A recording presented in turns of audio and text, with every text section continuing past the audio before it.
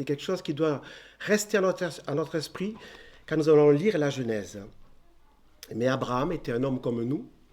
Il est aussi passé par des doutes, on va le voir. Il a eu aussi des défaillances dans sa vie, comme nous en avons tous. Et puis, il a été aussi un magnifique intercesseur. On va le voir aussi. Et puis, peut-être en dernier, on abordera ce qui a été le sommet de sa vie. Je pense que c'est un passage qu'on connaît tous dans la Genèse, Genèse 22. Et puis j'aimerais, au travers de ces différents tableaux, peut-être faire un parallèle avec nous, dans nos vies, et que la vie d'Abraham nous serve aussi à nous, dans nos vies de chaque jour. Alors on va peut-être commencer par Genèse 11. J'espère que vous avez vos Bibles. On va pas mal parcourir la Bible.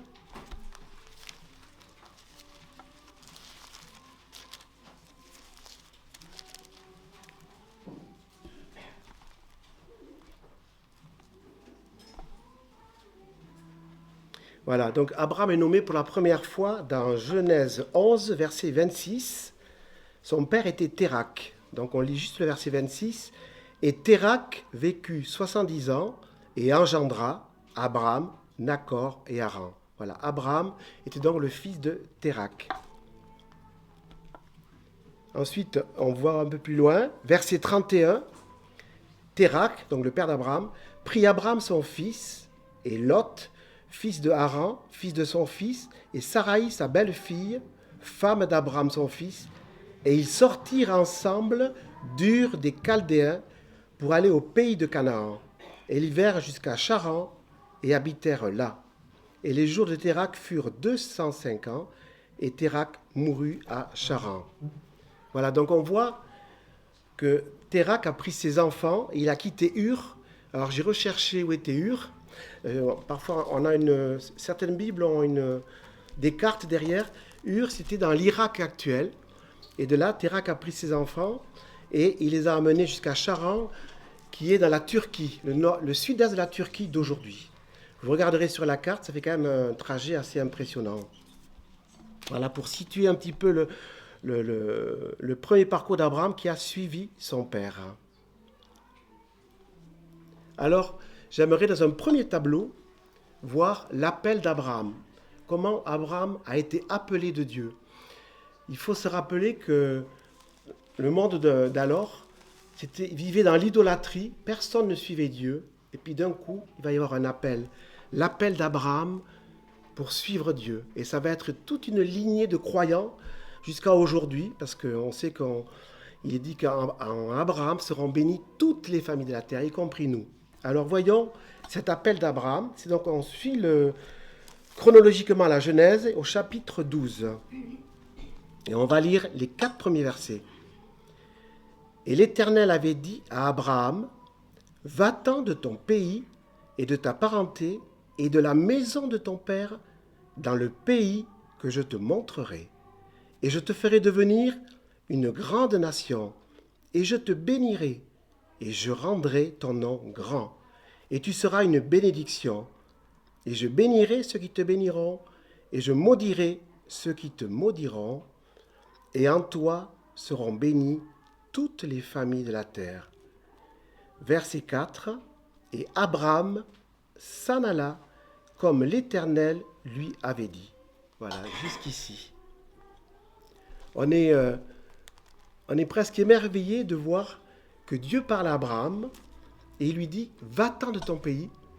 Et puis on voit en suivant, Abraham, il est dit « s'en alla », il obéit. C'est vraiment ce qui nous frappe dans la vie d'Abraham. C'était un homme de foi, il croit Dieu, il écoute Dieu et il obéit, il y va. Alors on peut se dire, mais peut-être Abraham savait où il allait aller. Pas du tout. Pas du tout. Il ne savait pas où il allait aller. Et d'ailleurs, on le voit, je fais un parallèle avec Hébreux 11, il est question des croyants de toute la Bible, et juste il nous explique comment Abraham a obéi. Hébreux 11, donc dans le Nouveau Testament, pour comprendre cette foi d'Abraham.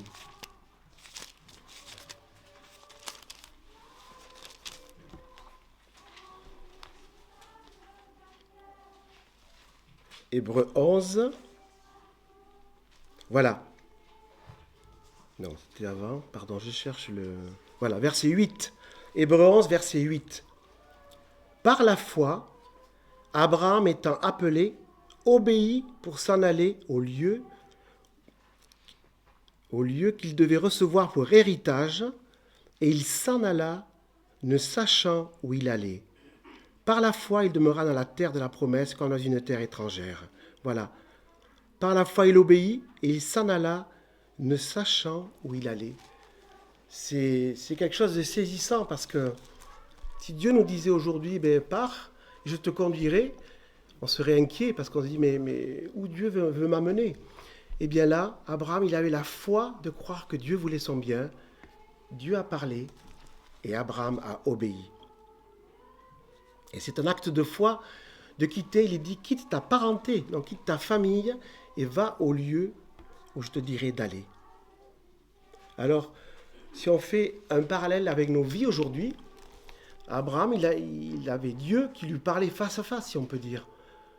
Mais aujourd'hui, Dieu ne nous parle pas directement, mais il nous parle encore aujourd'hui à nous chrétiens, nous croyants. Et il nous parle d'abord par sa parole, la Bible qu'on a entre les mains. Il est dit, c'est la parole de Dieu. Eh bien, Dieu nous parle par cette Bible, cette parole, et je vous encourage à la lire tous les jours pour connaître un peu mieux Dieu, pour connaître un peu mieux Jésus et aussi sa volonté pour nos vies. Et je voulais juste, à propos de cette parole, juste citer un verset. Je ne veux pas vous assommer de versets, mais dans 2 Timothée 3, 16.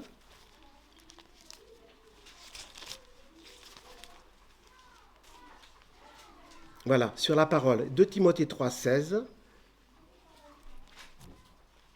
Toute écriture est inspirée de Dieu et utile pour enseigner, pour convaincre, pour corriger, pour instruire dans la justice, afin que l'homme de Dieu soit accompli. Voilà. Toute écriture est inspirée de Dieu, elle est utile pour nous enseigner, pour nous montrer le chemin en quelque sorte. Il est dit aussi, ta parole est une lampe à mon pied, une lumière à mon sentier. Voilà, donc Dieu nous parle par sa parole aujourd'hui, soyons-en certains. Et puis, il nous parle aussi par son esprit. Quand on a cru en Jésus, il est dit, la parole dit qu'on a été scellés du Saint-Esprit. C'est Dieu qui habite en nous. Et le Saint-Esprit nous parle. Et je voudrais juste, à ce sujet, prendre deux versets de l'évangile de Jean pour comprendre ce que fait le Saint-Esprit en nous. Donc Jean, l'évangile de Jean, chapitre 14.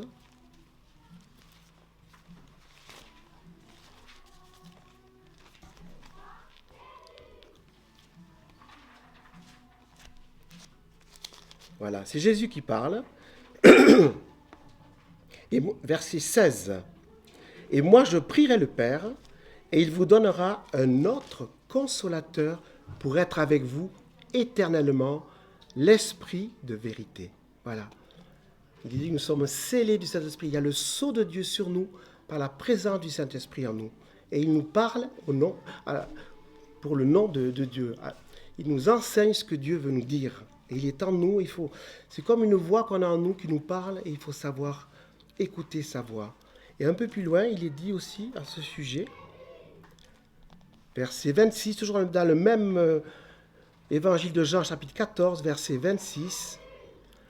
Mais le consolateur, l'Esprit Saint, que le Père enverra en mon nom, lui vous enseignera toutes choses et vous rappellera toutes les choses que je vous ai dites. Voilà. Donc, soyons assurés qu'aujourd'hui, Dieu nous parle par la parole de Dieu, par son esprit en nous, alors que nous soyons attentifs à sa voix. Certainement que Dieu a un plan pour chacun de nous et que nous puissions aussi écouter sa voix. C'est pas facile, on est souvent, on veut par nature être loin, on veut diriger nos vies sans Dieu, mais non. Dieu nous parle, il nous enseigne, que nous apprenions à obéir. Et Abraham, c'était un homme de foi et un homme d'obéissance. Et puis, on a vu revenons à Genèse, on a vu dans cet appel d'Abraham qu'il y a aussi une promesse. On va lire les promesses qui sont données.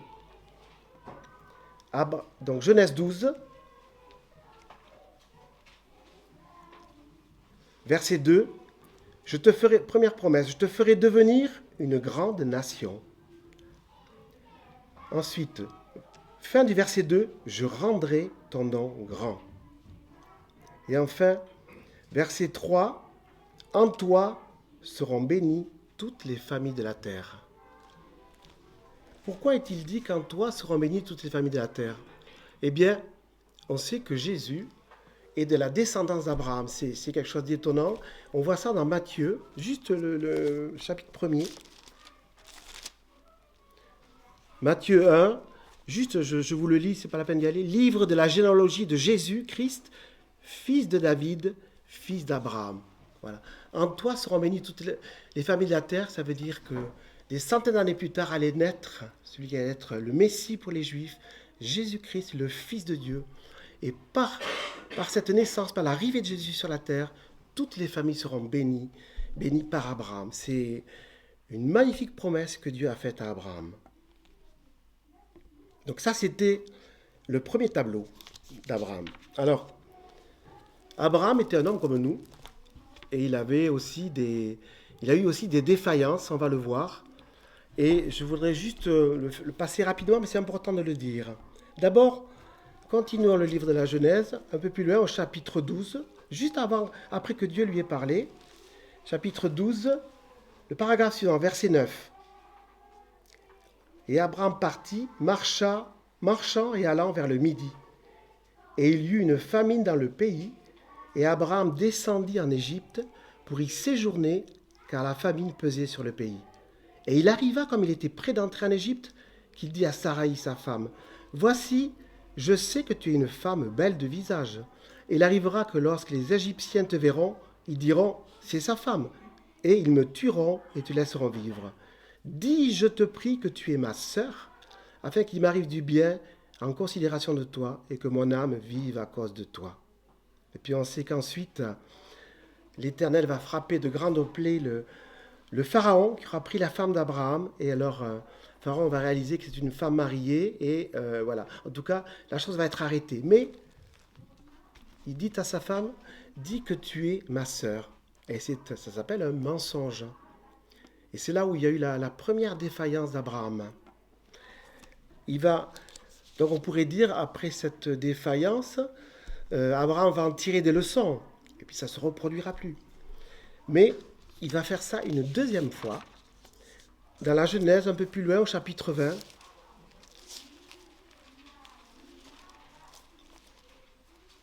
Les 2 premiers versets. Et Abraham s'en alla de là, au pays du Médi, habita entre Kadès et Shur, et séjourna à Guérar. Et Abraham dit de Sarah sa femme, elle est ma sœur. Et Abimélec, roi de Guérar, envoya et prit Sarah. Et puis Dieu va parler par un songe à Abimélec, et il va rendre sa femme à Abraham. Voilà. Alors, c'est une deuxième défaillance. Si je dis ça, c'est pas pour accabler Abraham, mais Abraham était un homme comme nous, et il a eu aussi ses défaillances. Et je voulais faire un parallèle avec nos vies, parce que quand on connaît Jésus, quand on lui a donné son cœur, on devrait dire tout est facile, on ne pêche plus, on lui fait plaisir. Pas du tout. Notre vie est parfois difficile, on a aussi des défaillances, des moments où on s'éloigne de Dieu, des moments où on pêche, tout simplement. Et donc, il y a une chose de certaine, c'est que Dieu ne nous oublie pas. Dieu, il est amour, il nous aime. Et il va nous retrouver, il va nous arrêter. Et je voudrais juste vous laisser un verset qui peut aider dans ces moments où on est loin de Dieu. On a aussi une défaillance comme Abraham. Juste lire un verset dans 1 Jean, première épître de Jean. Même 2 versets. Versets 8 et 9. Si nous disons que nous n'avons pas de péché, nous nous séduisons nous-mêmes et la vérité n'est pas en nous. Si nous confessons nos péchés, il est fidèle et juste pour nous pardonner nos péchés et nous purifier de toute iniquité. Voilà. Dans nos moments de défaillance, ça cela nous arrive. Hein? Qui peut dire qu'il n'a pas une mauvaise pensée, un mot de travers vis-à-vis de son frère, de sa sœur dans l'église ou ailleurs d'ailleurs? Eh bien, il y a toujours un retour possible à Dieu. Il nous faut confesser nos péchés et lui est fidèle et juste pour nous pardonner. Voilà. Je voulais juste parler de ces défaillances, mais simplement pour qu'on en tire une leçon pour nous-mêmes. Donc, une autre étape de la vie d'Abraham, jusqu'à maintenant, je l'ai appelé Abraham, mais en fait, vous avez vu dans la Bible qu'il s'appelait au début Abram, A-B-R-A-M, Abraham, et son nom va être changé. Je voulais juste voir à quel moment son nom a été changé. C'est dans Genèse 17. Revenons dans la Genèse. Voilà, Genèse 17 et verset 1er. Donc là, il s'appelle encore Abraham. Abraham était âgé de 99 ans et l'Éternel apparut à Abraham et lui dit « Je suis le Dieu Tout-Puissant. Marche devant ma face et sois parfait et je mettrai mon alliance entre moi et toi et je te multiplierai extrêmement. » Et Abraham tomba sur sa face et Dieu parla avec lui disant « Quant à moi, voici mon alliance est avec toi et tu seras père d'une multitude de nations. » Il lui avait déjà dit cela. « Et ton nom ne sera plus Abraham, mais ton nom sera Abraham, car je t'ai établi père d'une multitude de nations. » Voilà. Dieu va changer son nom d'Abraham, il va devenir Abraham.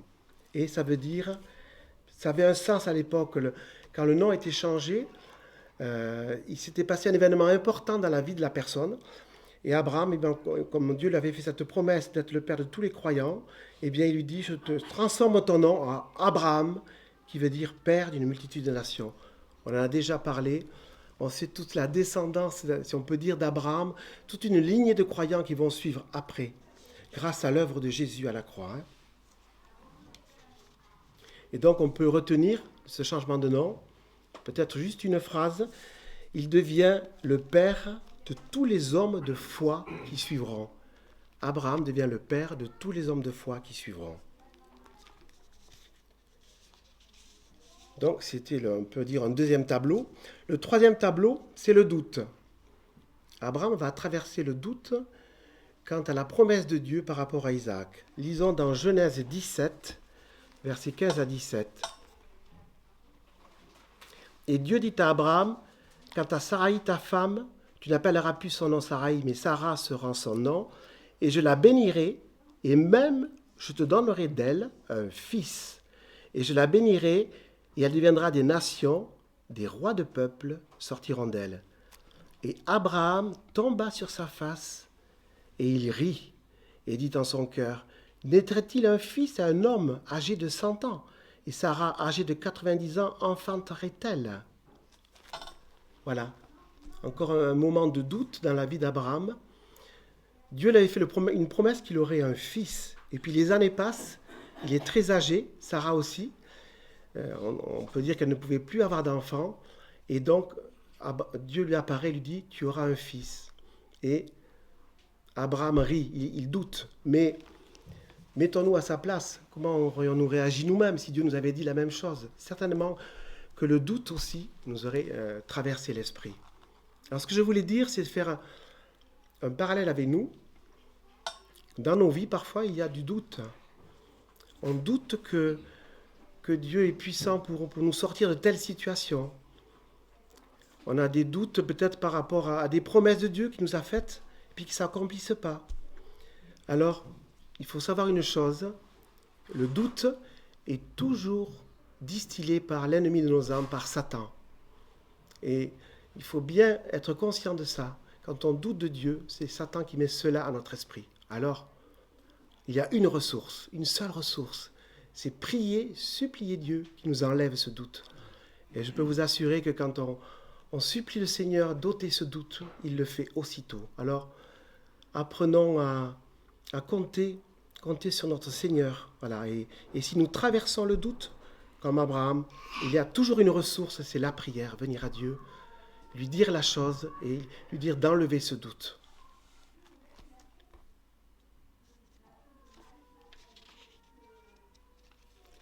Voilà un petit peu ce que je voulais dire sur le doute. Alors, on avance un peu toujours dans la vie d'Abraham. Et alors là, on a un magnifique tableau. On pourrait l'intituler « Abraham, intercesseur ». Alors, il faut aller dans la Genèse 18 et on va lire le passage 17 à 33. Alors, juste pour situer la chose, Lot, le neveu d'Abraham, s'était éloigné de Dieu, si on peut dire. Il était allé habiter dans Sodome. et Gomorrhe. Sodome, c'était une ville où tous les gens étaient perdus. Et alors Dieu veut juger cette ville. Et on va comprendre pourquoi Abraham intercède pour cette ville pour qu'elle soit épargnée. Donc, Genèse, j'ai dit 18, verset 17. Et l'Éternel dit, cacherai-je à Abraham ce que je vais faire, puisque Abraham doit certainement devenir une nation grande et forte, et qu'en lui seront bénies toutes les nations de la terre. Car je le connais, et je sais qu'il commandera à ses fils, à sa maison après lui, de garder la voie de l'Éternel pour pratiquer ce qui est juste et droit. Et l'Éternel dit, verset 20, parce que le cri de Sodome et de Gomorrhe est grand, et que leur péché est très aggravé, eh bien, je descendrai et je verrai s'ils ont fait entièrement selon le cri qu'en est venu jusqu'à moi, et sinon, je le saurai. Verset 22. Abraham se tenait encore devant l'Éternel, et Abraham s'approcha et dit, feras-tu périr le juste avec le méchant? Peut-être y a-t-il 50 justes dans la ville. La détruiras-tu? Ne pardonneras-tu pas à la ville à cause des 50 justes qui seront en elle? Loin de toi d'agir de cette manière, de faire mourir le juste avec le méchant, et qu'il en soit du juste comme du méchant. Loin de toi, le juge de toute la terre ne fera-t-il pas ce qui est juste? Écoutez bien la réponse de Dieu. Et l'Éternel dit, si je trouve dans Sodome 50 justes au-dedans de la ville, je pardonnerai à tout le lieu à cause d'eux. Et alors, l'intercession d'Abraham ne va pas s'arrêter là. On ne va pas tout lire, mais on va simplement dire que Abraham va abaisser, si on peut dire, le curseur. Et il va dire...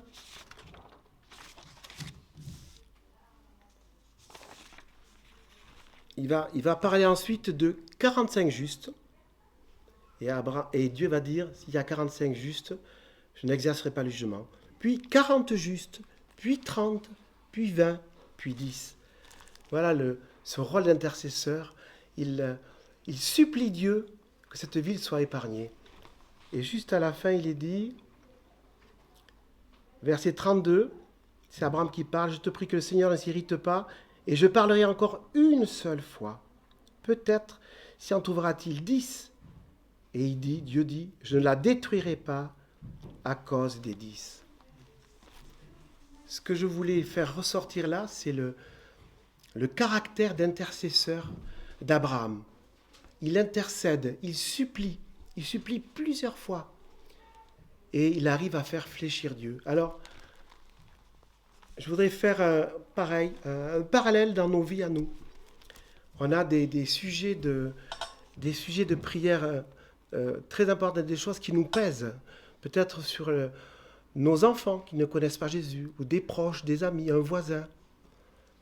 Eh bien, ayons devant nos yeux ce caractère d'intercesseur d'Abraham. Abraham supplie Dieu, et Dieu répond.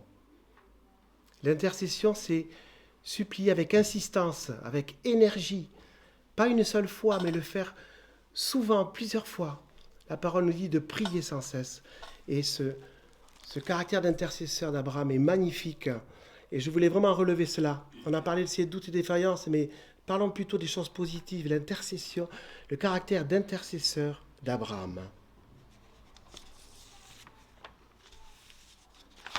Et puis, j'aimerais, dans un dernier tableau, je sais qu'il y a beaucoup de choses à dire sur la vie d'Abraham. On pourrait évoquer ensuite par rapport à ses enfants, mais ça serait trop long. Mais je voudrais qu'on reste un moment sur le livre de la Genèse au chapitre 22. On pourrait dire que c'est le sommet de la vie d'Abraham. Le sommet de la vie d'Abraham. On va comprendre pourquoi. Alors on va lire Genèse 22. On va lire jusqu'au verset 1er au verset 14. Et il arriva après ces choses que Dieu éprouva Abraham et lui dit, Abraham. Et il dit, me voici. Et Dieu dit, prends ton fils, ton unique, celui que tu aimes, Isaac, et va-t'en au pays de Morija, et là, offre-le en holocauste sur une des montagnes que je te dirai. Et voyez l'acte d'Abraham. Et Abraham se leva de bon matin, il batta son âne et prit avec lui 2 de ses jeunes hommes et Isaac son fils. Et il fendit le bois pour l'holocauste et se leva et s'en alla vers le lieu que Dieu lui avait dit. Le 3e jour, Abraham leva ses yeux et vit le lieu de loin. Et Abraham dit à ses jeunes hommes, « Restez ici, vous, avec l'âne, et moi et l'enfant, nous irons jusque-là et nous adorerons et nous reviendrons vers vous. » Et Abraham prit le bois de l'holocauste et le mit sur Isaac, son fils, et il prit dans sa main le feu et le couteau, et ils allaient les 2 ensemble. Et Isaac parla à Abraham, son père, et dit, « Mon père !» Et il dit, « Me voici, mon fils. » Et il dit, « Voici le feu et le bois, mais où est l'agneau pour l'holocauste ?» Et Abraham dit, « Mon fils, Dieu se pourvoira de l'agneau pour l'holocauste. » Et ils allaient les 2 ensemble. Et ils arrivèrent au lieu que Dieu lui avait dit. Et Abraham bâtit là l'autel et arrangea le bois et lia Isaac, son fils, et le mit sur l'autel, sur le bois. Et Abraham étendit sa main et prit le couteau pour égorger son fils. Mais l'ange de l'Éternel lui cria des cieux et dit, « Abraham, Abraham !» Et il dit, « Me voici. » Et il dit, « N'étends pas ta main sur l'enfant, ne lui fais rien, car maintenant je sais que tu crains Dieu et que tu ne m'as pas refusé ton fils, ton unique. » Et Abraham leva ses yeux et vit, et voici, il y avait derrière lui un bélier retenu à un buisson par les cornes. Et Abraham alla et prit le bélier et l'offrit en holocauste à la place de son fils.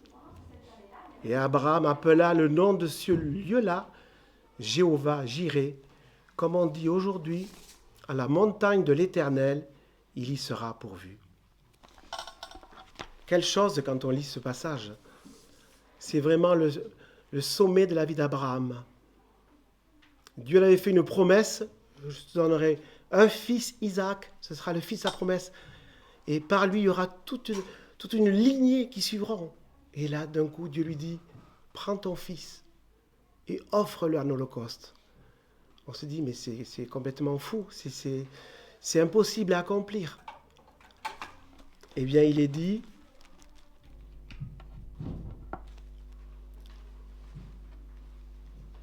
je regardais, verset 3, Abraham se leva. Il se leva et il y va. On peut imaginer tous les sentiments qu'il y a eu dans le cœur d'Abraham, en disant, mais je ne comprends pas. Dieu m'a donné un fils dans ma vieillesse, et maintenant il faut que je l'offre en holocauste. Mais, ce qui est extraordinaire, c'est qu'Abraham avait foi. Et il avait foi en la résurrection. On est étonné en disant cela, mais ça, on le découvre dans l'Épître aux Hébreux, juste un verset pour éclairer pourquoi Abraham était prêt à faire ce geste. Relisons dans Hébreux 11.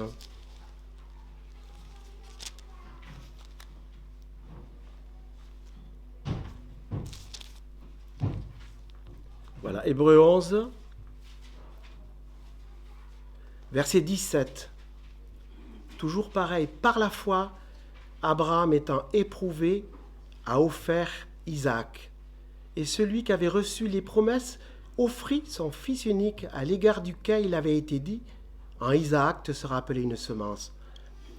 Et voyons pourquoi, ayant estimé que Dieu pouvait le ressusciter même d'entre les morts, d'où aussi en figure il le reçut.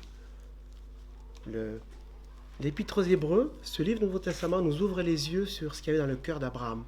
Certainement beaucoup de souffrances et déchirements, mais il avait foi en son Dieu. Ce que Dieu a promis, il l'accomplit. Alors, s'il me dit de l'offrir en sacrifice, eh bien, il le ressuscitera parce que sa promesse ne peut que s'accomplir. C'est quelque chose de magnifique. Et vraiment, on est émerveillé de cette foi, cette obéissance d'Abraham. Alors, et puis donc on voit après que Dieu va arrêter sa main, heureusement, et que Dieu avait pourvu pour qu'il y ait un sacrifice qui soit offert. Et il y avait un bélier retenu par les cornes, par un buisson, et Abraham va offrir ce bélier en sacrifice à Dieu. Alors, ça c'est l'explication telle qu'il s'est fait dans les faits. Mais Pourquoi je dis c'est le sommet de la vie d'Abraham? Parce que ce tableau-là, Genèse 22, nous parle d'une autre histoire. L'histoire de notre Dieu qui a offert son Fils. Et d'ailleurs, on connaît tous, on l'a chanté tout à l'heure, on a chanté ce verset Jean 3,16. Car Dieu a tant aimé le monde qu'il a donné son Fils unique. Donné son Fils unique, comme Abraham allait donner son Fils unique, Isaac, afin que quiconque croit en lui ne périsse pas, mais qu'il ait la vie éternelle. Dieu a tant aimé le monde. Dieu nous a tant aimés au point d'offrir son Fils, Jésus. On se rappelle aussi, dans l'évangile de Jean, on ne va pas le chercher, quand Jean-Baptiste a vu Jésus, il a dit « Voilà l'agneau de Dieu qui meurt pour le péché du monde. » Et voilà, cet agneau, en image, il nous parle de Jésus. Alors, ce que je voudrais faire relever, c'est que Dieu, il a offert son Fils. On connaît la venue de Jésus, il a été crucifié sur la croix, il est mort sur la croix, il a été ressuscité. Mais pour son Fils, il n'y a pas eu de substitut, personne n'a pu prendre sa place. Il a fallu que lui meure sur la croix pour nous. Et c'est là-dessus que je voulais insister. Quand on est chrétien, à un moment donné dans sa vie, on a entendu parler de Jésus. Moi, j'ai grandi dans une famille chrétienne, mais je ne pouvais pas vivre de la foi de mes parents. À un moment donné, il a fallu que je fasse ce pas de croire que Jésus est mort pour moi sur la croix. Simplement croire. Et là, c'est quelque chose de merveilleux. On reçoit la paix et la joie. Et on est sauvé pour toujours. Voilà quel a été le résultat du sacrifice de Jésus à la croix. Et on peut noter dans ce passage 2 fois, dans Genèse 22, il est dit « Le Père et le Fils allaient les deux ensemble ». Eh bien, en image, c'est Dieu qui a accompli l'œuvre de la croix en donnant son Fils, et Jésus qui a accepté d'aller sur la croix. Dieu a donné son Fils et Jésus s'est donné lui-même. Donc j'aimerais, suite à ce récit de Genèse 22, faire un appel. Peut-être ici, il y a quelqu'un qui ne connaît pas encore Jésus comme son sauveur.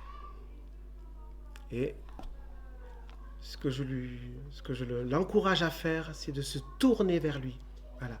Dieu a tant aimé le monde qu'il a donné son Fils unique. Écoutez la suite.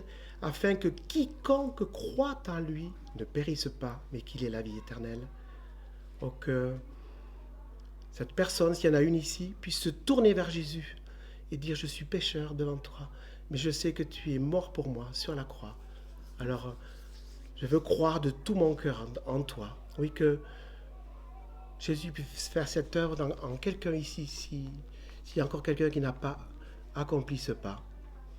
Voilà, j'avais à cœur de parler de cette vie d'Abraham, de ces différents tableaux, et qu'on puisse se souvenir qu'Abraham est un homme de foi, un homme d'obéissance. Dieu dit, il fait. Et aussi un magnifique intercesseur. Qu'on n'oublie pas l'intercession dans nos vies d'église aussi, de prier les uns pour les autres. Si on voit un frère ou une sœur qui chute, qu'on puisse prier, intercéder pour que Dieu ramène cette personne. Et vous voyez, Abraham avait réussi à faire fléchir Dieu. Nous savons que Dieu pourra répondre à ses prières. Peut-être pas au moment où on l'aura pensé, mais il y aura une réponse. Voilà ce que j'avais à cœur de dire aujourd'hui. Que le Seigneur bénisse sa parole.